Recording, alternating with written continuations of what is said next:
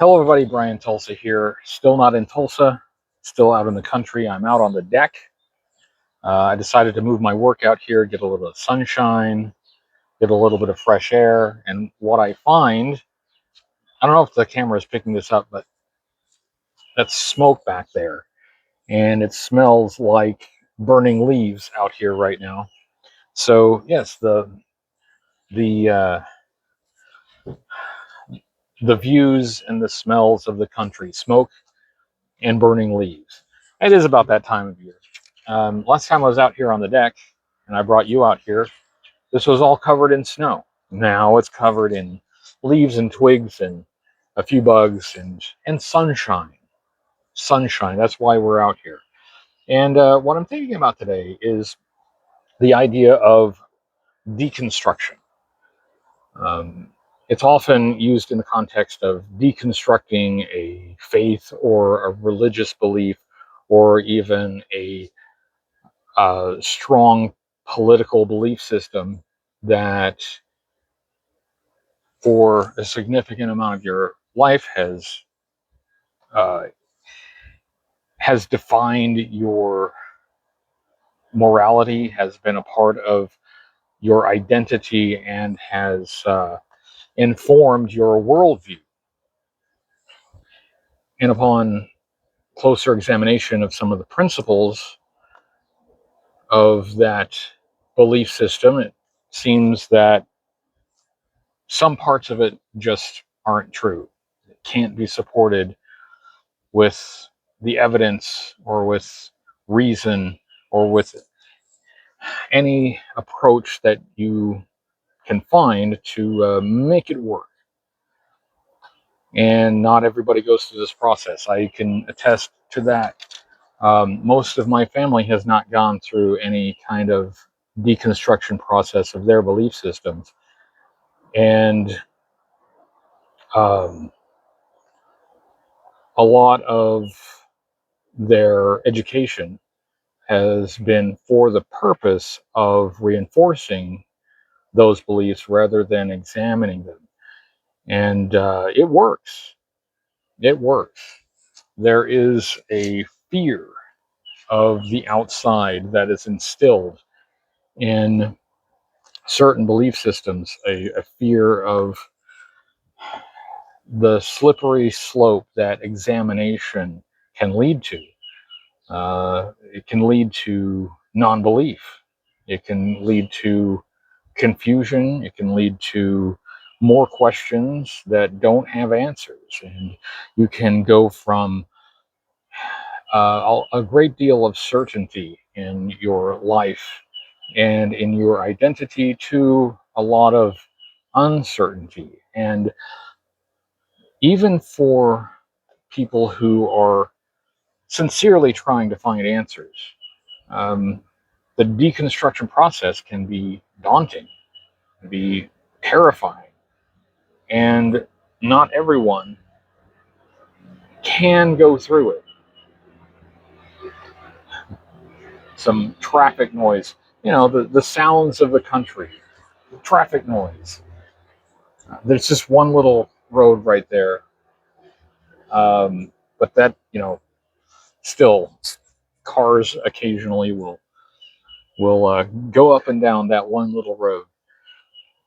Uh, so deconstruction, it's terrifying.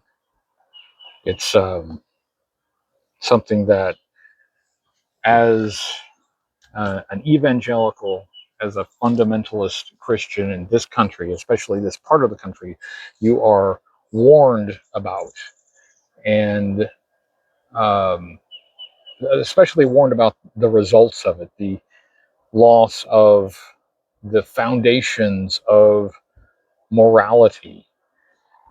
And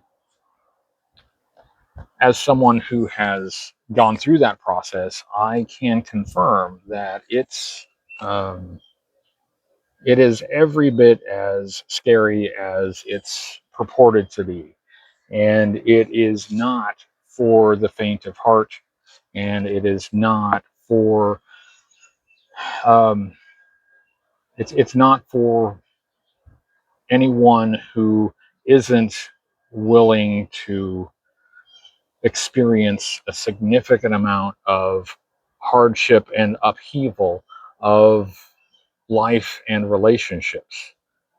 Uh, and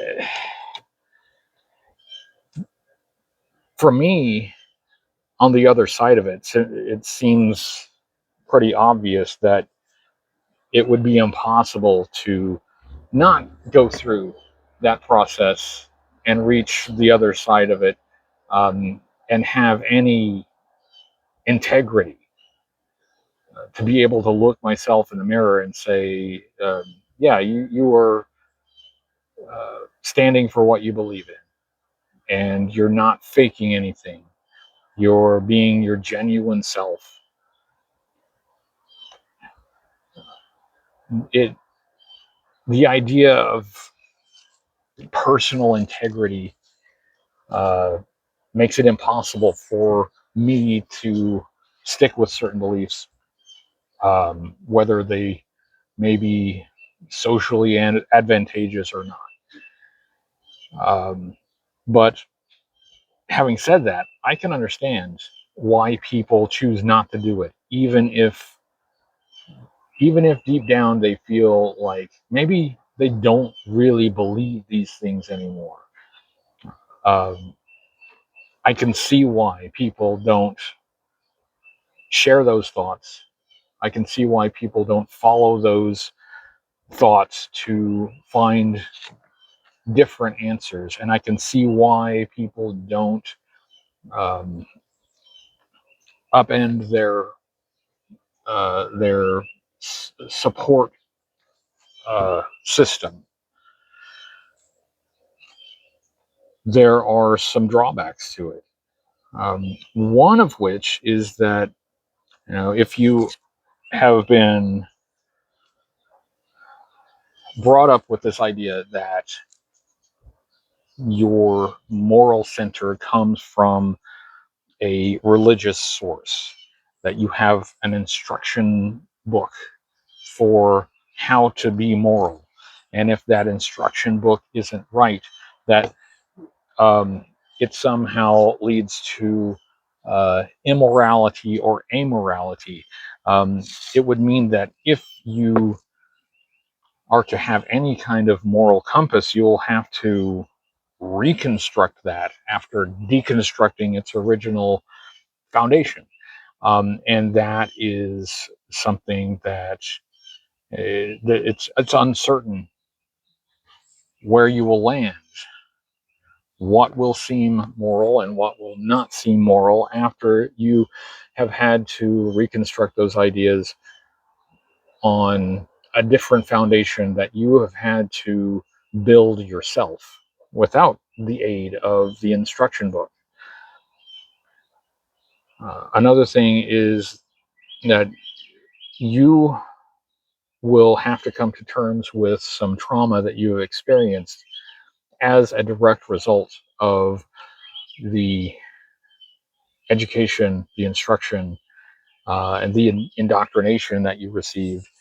And you will not be able to share that with everyone. You will not have your trauma acknowledged.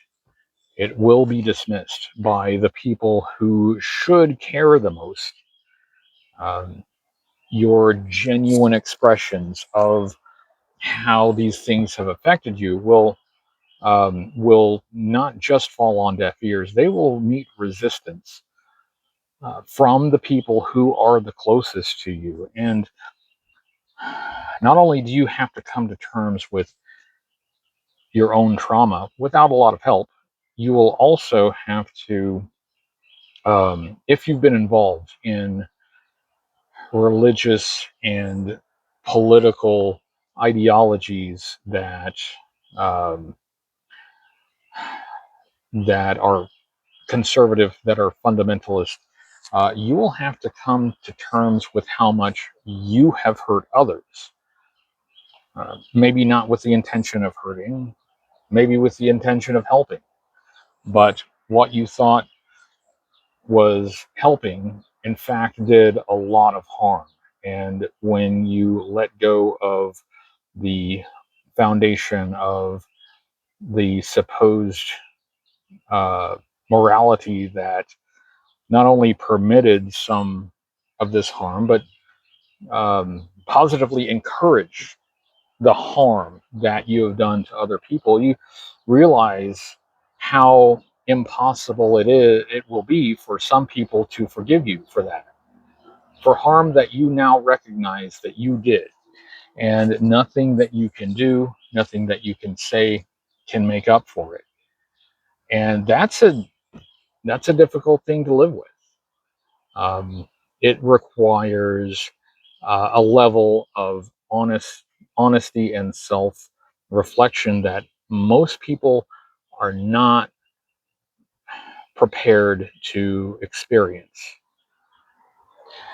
And you will also face um, the the never ending attempts to change your mind. Um, you sometimes there will be passive aggressive attempts, and sometimes simply aggressive attempts to coerce you into going back to the the profession of a belief system that you no longer carry. And I'm not sure that the desire is even that you always genuinely believe it, but you are expected to still profess it. The fact that you are able to live and be moral and have a fulfilling life without these fundamental beliefs is a threat to the people who have those fundamental beliefs, because that's not supposed to be possible. So the attempts to get you to change your mind, or at least lie and say you've changed your mind, will never end. That will never stop. And you will lose contact with people that you care about, that you would rather not lose, not because you will run them off, but because they will leave. And by the way, you don't have to take any strong stance in order for this to happen. You don't have to stand on a street corner and declare that you no longer believe these things that they believe. Simply not espousing and professing those things as fervently as you once did, or as they expect you to, that is all that is needed for the coercion to commence. So, for that reason, I understand why people don't follow the path when they start to question, when they are sincerely looking for answers that reinforce their belief system, and they don't find those answers, and all of the answers they do find lead them in a different direction, lead them away from the assumptions that they have. And when people don't follow that path, I can't blame them. It's a tough path. It's a difficult path to follow. From my perspective, it's absolutely worth it. There is something on the other side of it that um, is surprisingly solid. There is um, a sincerity in the questioning that leads to more satisfying answers than are offered by the people who seem to have a great deal of certainty in their answers.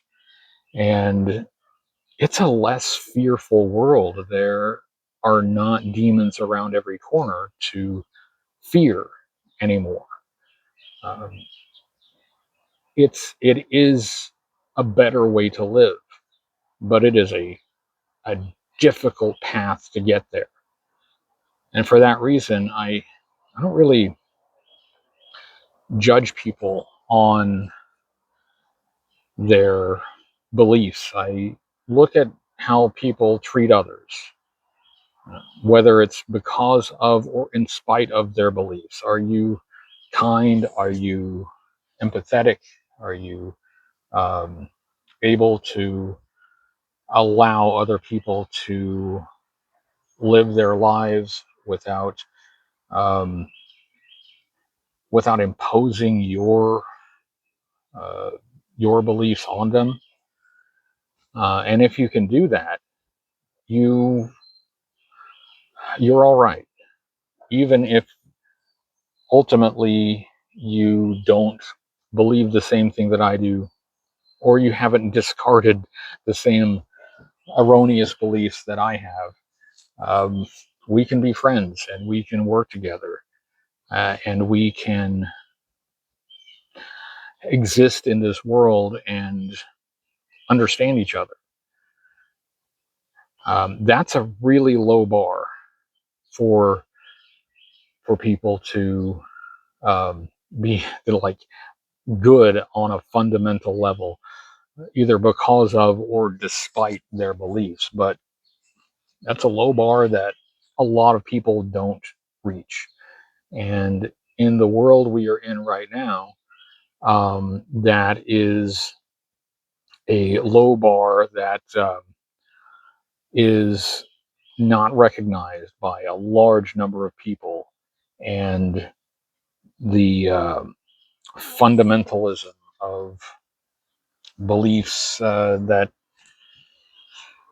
are harmful, that are coercive, um, they're not only allowed, but they're encouraged and celebrated. And for that reason, it is easy to despair. But it's not going to change my mind. I really can't be coerced into professing something that I don't really believe, and I can't be coerced into believing something that um, I don't I don't think is supported by evidence and reason. And um, of course, that makes me a target, but I'm used to being a target. Of course, that will lead to aggressive attempts to change my mind or at least change what I say. But I've already been through all that. So I don't care. Um, my life is and will be what it is and will be, regardless of what anyone else wants it to be. And I will live with integrity and I will live authentically and I will make my own choices and my own mistakes. I won't make anybody else's mistakes. I'll make my own. And that's just how it's going to be. And if you were there, if you're in that position where you um, you are questioning the foundations of your whole belief system and identity, and you are afraid of what the results would be if you actually speak those things. Well, I wish I could offer some comfort in that, but I can't. I guess I can a little bit because you can talk to me about those things, and I will listen. And I'm not trying to change your mind, and I'm not going to push you in a direction um, that you don't, that you aren't comfortable going in, and that your uh, understanding of evidence and your own brain don't lead you to. Um, I can listen, and I'm not going to try to coerce you into thinking something. And I am a safe person. I am someone who would protect you from those who do want to coerce you into professing a belief that you don't hold. And if you do decide to follow that path, that very difficult path of figuring out um, figuring out what you actually believe, and leaving behind some things that you don't believe anymore. You don't have to do that alone. There are people who have gone on ahead, and there is a path ahead, and it's difficult, but there are better things on the other side of it. Thanks for listening, and I'll come up with a catchphrase, spring-loaded catchphrase right here.